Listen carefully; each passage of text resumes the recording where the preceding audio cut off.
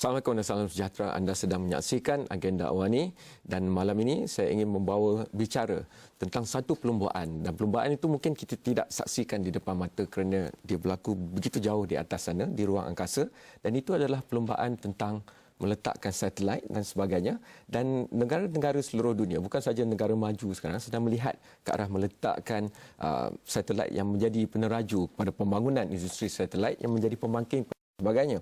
Dalam konteks itu, Awani sentiasa suka melihat pada topik ini, tetapi Awani juga suka melihat bila ada seminar. Orang lain kata bosan, tapi Awani melihatnya sebagai satu pembuka bicara, thought leadership, kepimpinan fikiran dan sebagainya.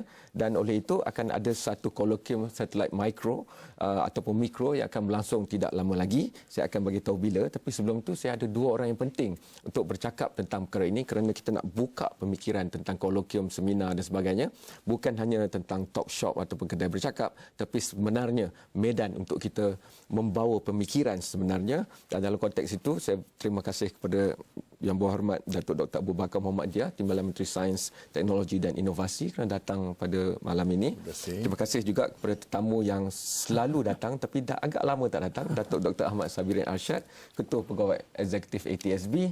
Dan mungkin saya nak mula, dah lama juga saya berbicara tentang satelit mikro, nano, CubeSat dengan Datuk dan sebagainya. Tapi mungkin kita simpulkan itu dalam apa perkembangan terkini. Dan kenapa kita melihat pada kolokium ini? Kerana kalau kita lihat graf yang ditunjukkan dalam banyak laman sesawang, 1970-an, 1980-an, 1990-an, bila ada perhimpunan seminar yang besar tentang satelit kecil, maka tiba-tiba tahun-tahun selepas tu naik jumlah satelit yang naik ke atas dan sebagainya. Mungkin Malaysia juga mahukan impak yang tinggi dalam era industri satelit kecil ini. Mungkin YB nak mula dulu. Ya, terima kasih kerana kita nak berbicara satu benda yang pada satu ketika ini adalah satu yang di luar daripada pemikiran kita. Dulu saya ingat masa saya kecil, masa kita nak lancar satelit, kita fikir satelit yang besar-besar lah, daripada gambar kan. Jadi kalau kita tengok tu, kita sangat menghairankan kita. Pada mulanya dulu yang kita ada TV hitam putih, lepas tu kita tukar color, lepas tu dengan pelancaran satelit dulu. Tiba-tiba sekarang ni kita tengok industri ni macam macam barang elektrik. Okey. Dulu barang elektrik kalau kita nak tengok peti ais besar, TV besar, apa yang besar-besar orang suka. Tapi sekarang ni mula dikecilkan pula. Kecil-kecil kan, macam teknologi handphone lah. Dulu ingat masa pakai yang seluloid tu, yang 010 tu bukan yang besar kita bawa kan. Orang bawa dalam kereta bercakap. Tapi akhir sekarang ni TV macam kredit card. Apa dia, handphone pakai kredit card. Tapi fungsinya lebih. Kerana ini adalah penerokaan teknologi berdasarkan kepada teknologi semasa dan apa yang kita dapati daripada pembelajaran dan penyelidikan. Jadi kita merasa sangat gembira lah. Kerana kita di Malaysia, terutama agensi di bawah Kementerian Sains, Teknologi dan Inovasi ingin melibatkan diri dan telah pun melibatkan diri dalam teknologi canggih ini. Jadi kita mengalu-alukan Kementerian Sains dan Inovasi sangat berbangga dengan pencapaian yang kita lakukan, dan rakyat Malaysia juga seharusnya berbangga kerana kita telah masuk satu era baru di mana satelit tidak lagi sebesar kereta ataupun sebesar lori, tetapi sebesar tapak tangan, kecil daripada tapak tangan.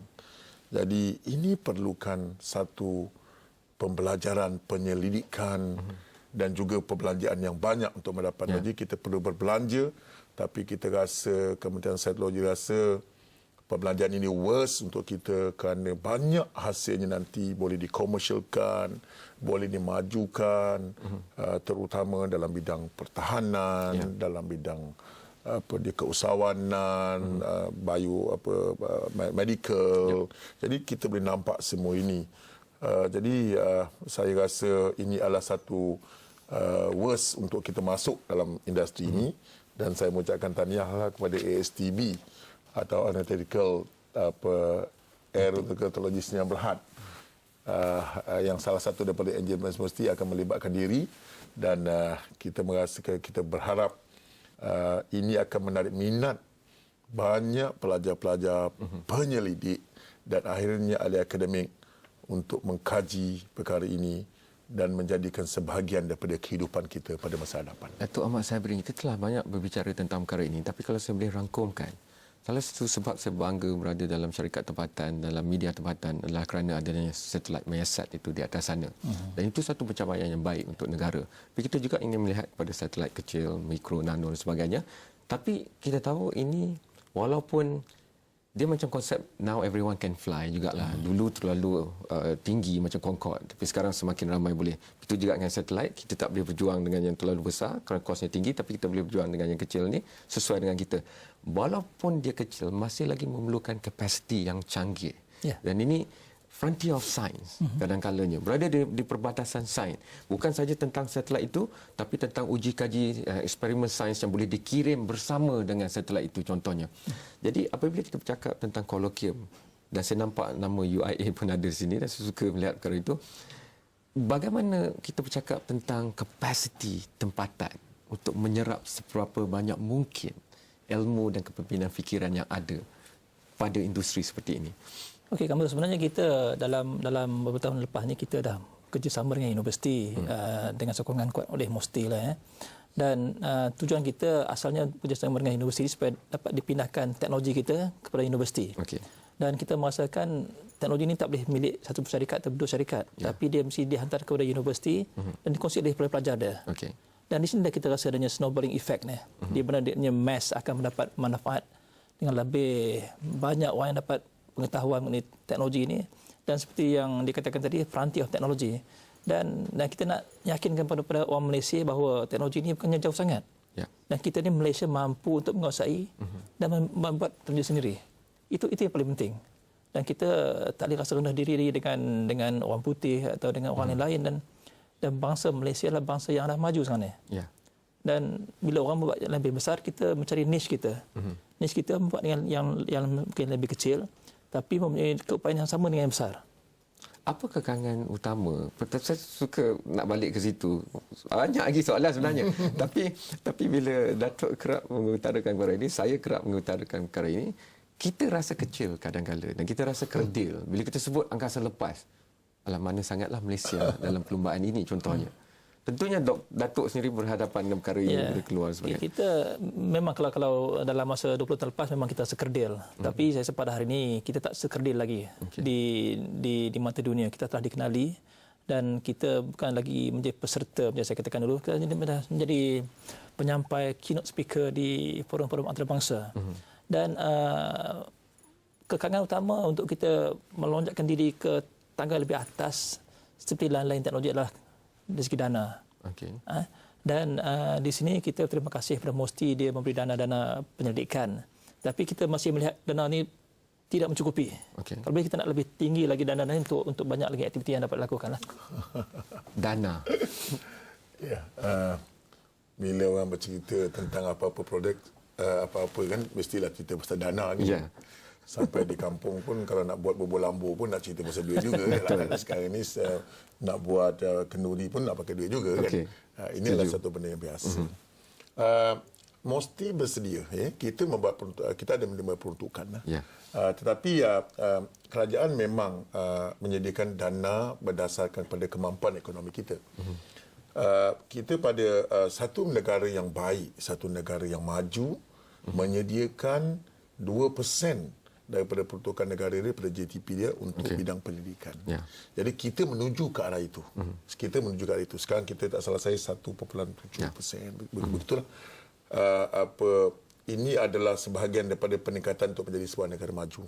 Tetapi yang jelasnya kita setuju untuk membiayainya. Kita walaupun kita tidak beruang lah banyak sebegitu, tetapi kita sedia untuk berbelanja ke arah itu. Kita sedia belanja ke arah itu. Bila saya tengok yang slide yang ada kat depan saya tadi, bila dia cerita pasal kita, saya pun tadi mula-mula bila saya tengok this is model yang ini adalah yang sebenarnya. Bukan mainan, bukan replika ya. Dan ini juga sebenarnya yang sebenarnya akan berada di orbit ya. Tapi itu macam Datuk Sabri cakap tadi, ini adalah kepunyaan yang diberi oleh MOSTI, Kementerian Sains, Teknologi dan Inovasi, yang kita panggil INOSAT. Ya.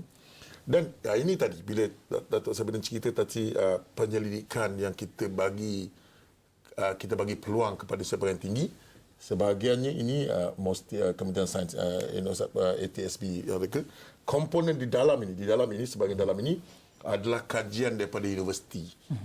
Yang universiti membagi sumbangan kepada teknologi ini.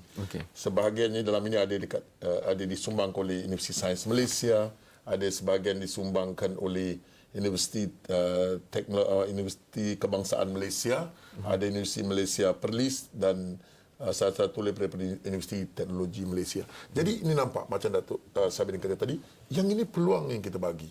20 tahun dulu kita ingat satu bidang ini satu bidang yang tak boleh kita capai. Ya. Saya ingat Dr. Sabirin terlibat ini kira-kira 20 tahun dulu dah mula. Daripada awal Dr. Sabirin muda lah. Dah muda. Daripada dia muda lagi dia terlibat, daripada saya kenal dia lama.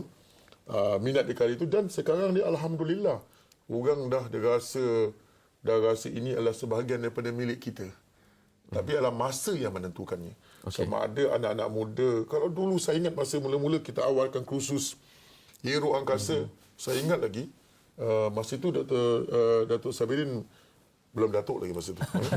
Belum datuk lagi. Saya ingat masa kita mula tawarkan pelajar, saya sama-sama mengajar di Universiti Sains Malaysia dulu. Bila pertama kali dianjurkan kursus hero angkasa, Datuk mungkin ingat, saya ingat masa itu saya jadi bekerja sebagai penggawa di jaga asrama. Jadi saya kena jumpa pelajar-pelajar mak bapak. Ada satu mak bapak tu datang. Dia datang dengan anak perempuannya. Dia kata, doktor, macam mana anak saya nak ambil kursus hero angkasa ni? Anak saya perempuan. Macam mana nak pergi ke angkasawan? Nak pergi angkasa mana boleh, dia kata kan. Begitulah pemikiran dia. Kalau kita ambil kursus bidang angkasawan dan hero angkasa, kita kena pergi ke angkasa. Mak bapak takut. Anak perempuan pula tu macam mana? Nak pakai kain batik ke? Nak pakai baju kurung ke? Pergi ke sana kan? So itu pemikiran 20 tahun dulu. Sekarang ni tuan-tuan kalau kita tengok, kalau tengok kursus banyak orang perempuan dan mak bapak mengalu-alukan anak mereka. Ini sebagai pencapaian kita. Jadi kita kena move forward. Ya? Kita dah tak boleh lagi jadi sebuah negara macam yang Amat Berhormat Perdana Menteri kata. Kita tak boleh jadi lagi negara yang pengguna teknologi. Kita dah tak boleh pakai teknologi orang, nak sewa sana, sewa sini. Kita kena jadi negara pengeluar teknologi. Kita mesti orang yang menyewa hak kita. Ini pendekatan yang kena ada.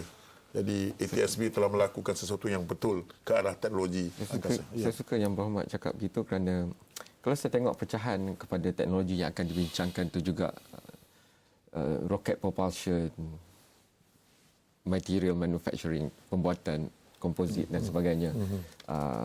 Apa sistem yang akan ada di bumi untuk mengendalikan apa yang berada di angkasa lepas. Semua ni yang anak-anak muda lebih melihatnya dalam filem. Dan itu bukan filem tempatan. Betul. Jadi saya nak bergerak sekarang ni ke arah membincangkan apa strategi ke depan. Kerana tentunya kita perlu melakarkan mungkin 50 tahun ke depan dan bergerak balik ke belakang dalam merangkakan ke mana hala tuju Malaysia dalam industri satelit ni. Mungkin Dr. Ahmad Sabirin nak kongsi sikit dulu, kita pernah bincang. Dalam rangka kita sebenarnya mesti sekarang ni dalam perancangan untuk merangka dasar angkasa negara. Yang ini penting. Kita kena ada satu strategi di mana Malaysia nak meletakkan diri kita pada masa ke depan. Dan bagi saya dasar ni harus dilihat pada jangka masa yang panjang. Bukan sekat 10 tahun, malah mungkin 100 tahun atau 200 tahun yang depan. Pasal teknologi angkasa ni dia mengambil masa untuk dibina. Dan teknologi ini berubah dengan kadar yang cepat. Dan kita lihat bila ATSB mula aktiviti ini pada tahun 1997 hingga ke hari ini, dia dah berubah daripada Tiongksat, Razaksat, dan sekarang kita dengan Razak 2 dan sebagainya. Dan apa yang digunakan dahulu 4-5 tahun lepas sekarang dah obsolete.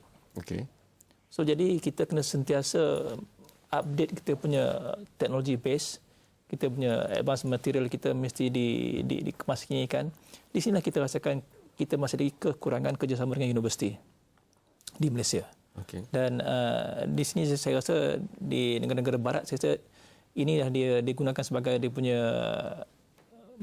kebaikan dia boleh bekerjasama dengan universiti. Kita masih lagi kurang kerjasama antara universiti dan industri. Walaupun cakap dah lama benda ni tapi masih kurang lagi antara kerjasama apa yang mesti harapkan daripada kolokium ini untuk pencapaian semua tu? Okey. Bila saya masuk saja kementerian, saya sebagai Timbalan Menteri, saya nak menumpukan banyak perhatian kepada pengomersialan produk. Okey. Ya, banyak sekarang kita cerita kita banyak hasil pendidikan, tetapi saya tidak mahu hasil pendidikannya hanya Tak pergi duduk ke mana? di shelf ke mana. Impak komersial. Sampai komersial. YB tahan dulu pendapat tu, saya pergi rehat. Apabila kita kembali nanti, macam mana bukan saja kita nak komersial, tapi kita nak dia menjadi antara pilihan utama cerdik pandai anak muda kita untuk masuk dalam bidang ini. Kerana saya rasa aspek kesedaran itu mempunyai jurang yang agak luas sekarang ini. Mungkin semakin bertambah baik, tapi belum cukup memuaskan lagi. Itu kita bincangkan selepas ini.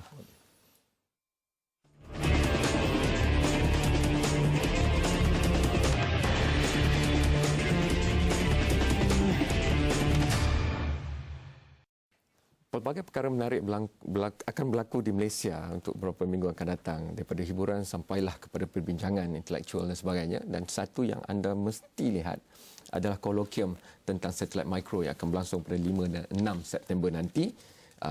Itu yang sedang kita bincangkan di sini. Bukan saja tentang kolokium itu, tapi hala tuju, arah, pemikiran strategik. Dan tadi YB bercakap tentang aspek komersial itu. Dan saya nak hubungkan nanti aspek komersial itu balik kepada Datuk Dr. Mat Seberin tentang kesedaran. Seperti saya kata tadi, kita sekarang ini kita mesti jadi negara pengeluar produk. Ya. Jadi salah satu daripada objektif kita buat ini adalah kolokium ini adalah untuk mengenal pasti keupayaan dan potensi produk yang dihasilkan oleh penyelidik dan jurutera untuk dikomersialkan. Okey. Banyak komponen, ya, banyak benda-benda dalam yang ini kita tengok yang macam kereta lah. Okey. Kereta, dia nak buat ada beribu komponen dalam kereta. So, kita kena tengok di mana kita boleh fit, di mana kita boleh jual, di mana kita boleh hasilkan. Dan di sini tadi Datuk Seberin kata, penyelidik kena memainkan peranan. Bayangkan ini saiz yang benar berada di satelit. Tadi saya bincang dengan Datuk Seberin. Saya kata ini kita nak letak ke orbit, dia berpusing kan. Ada radiation lah. Kalau kita tengok dekat dalam laut lah, ada ombak lah agaknya lawan kita letak benda ni kan. Jadi benda-benda ini dan kita perlukan komponen-komponen yang tahan daripada segi suhunya, daripada segi radiationnya, pancarannya. Benda. Ini adalah terbuka kepada penyelidikan. Okey. Jadi itu bagi saya, setelah kita buat pendedahan ini kepada pensyarah, kepada penyelidik universiti ataupun institusi penyelidikan, penyelidikan kita selepas ini tentang aeroangkasa mesti fokus. Okey. Dia mesti fokus. Ya. Kita tak boleh lagi penyelidikan yang kita rasakan itu ada masalah. The end of the day itu tidak ada masalah. Okey. Jadi bila kolokium dipanggil Small Satellite Colloquium ataupun SSC 2013 ini berlangsung, peserta akan melihat di mana fokus penyelidikan, kemudian what is next yang kita kena lakukan. Fokus dengan produknya. Kalau produknya begini, penyelidikan mesti menjurus ke arah itu. Bukan kita kata kemungkinan begini, kemungkinan begini, kemungkinan begini. Jadi bagi saya itulah yang pertama. Yang kedua, kita kena lihat tadi Dr. Seberin kata, kita kena lihat teknologi ini yang bergerak. Kita dah tak boleh lagi, dulu orang cerita zaman Jepun punya kereta jenis macam ni kan. Macam teknologi, sekarang orang bercerita tentang renewable teknologi. Kita semula. Bila kita buat, kita tengok angin. Ada orang kata angin kena kelajuan begini, kena begini. Baru-baru ni saya jumpa ada peneliti kata angin yang 2 atau 3 km per hour pun boleh menghasilkan tenaga. Perlukan penyelidikan.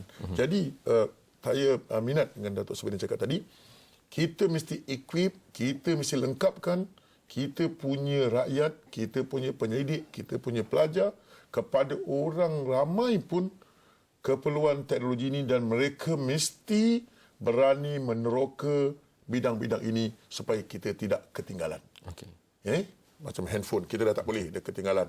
Kita dah tak boleh. Kita dalam bidang sekarang ni apa yang tak ada kat negara kita. Kita spend, kita belanja banyak duit dengan internet lah, kampung tanpa wayar lah. Kita buat itu dan buat ini dekat universiti, kita belanja pendidikan.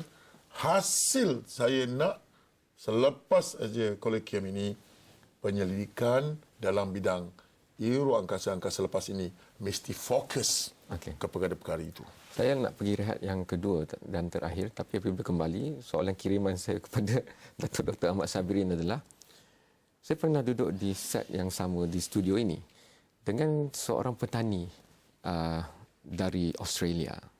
Hanya berseluar kaki baju petani, tapi bercakap tentang bagaimana apabila perkara pertama yang beliau lakukan apabila bangunlah buka komputer riba, tengok apakah corak cuaca pada hari itu dan menunjuk ke depan. Dan beliau boleh melihat keasidan tanah daripada sensor ataupun pencerap yang ada. Dan itu juga boleh lihat pada laptop.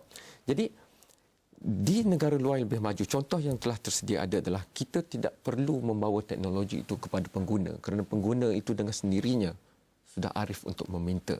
Dan kerana kalau hanya atas ke bawah komunikasinya, maka belum tentu perkara itu akan disahut. Can bring a horse to water, the horse will not necessarily drink. So dalam konteks itu selepas ni, mungkin Datuk Dr. Ahmad Sabirin dah berjalan ke pelbagai negara yang melihat kepada industri satelit ini. Mungkin kita boleh kongsikan kearifan tentang bukan saja peringkat peneraju teknologi dan peneraju industri, tetapi golongan bawahan ini untuk mendapat inspirasi melihat dan menyediakan diri mereka bagi menggarap kelajuan ini. Kalau kita tahu 20 tahun dahulu bahawa teknologi telefon pintar dan kelajuan jalur lebar akan berada pada tahap 10 ke 20 gig misalnya, tentunya kita telah memsediakan diri kita untuk berada dalam era itu. Jadi untuk satelit ini, mungkin kita perlu loncatkan pemikiran itu kembali ke belakang. Itu kita lakukan selepas ini.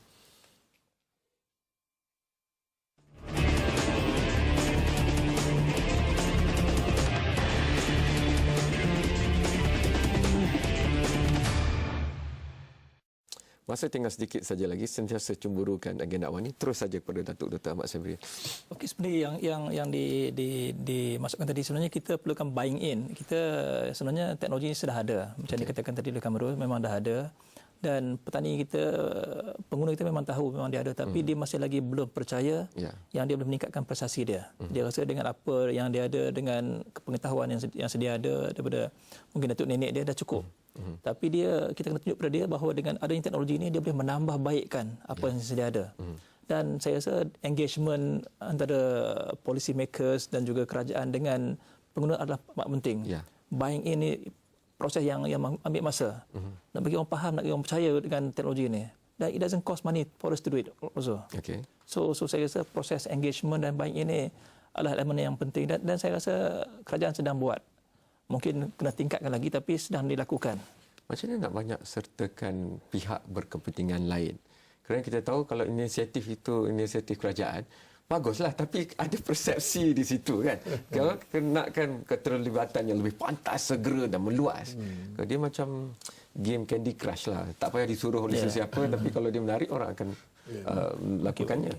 Kalau kita, saya selalu kata, tadi berkata tentang Estonia yang ini kita ada sedikit kelemahan orang kita ya. Penerimaan teknologi kita ni agak perlahan sikit. Apa saja benda yang baru, macam kata inovasi, product innovation ya. Saya selalu cakap ni. Kalau kita kata ini satu produk baru, produk inovasi, orang akan tanya, dah ada orang beli ke? Dah ada orang pakai ke? Kita nak tunggu orang pakai dulu, beli dulu, baru kita nak beli.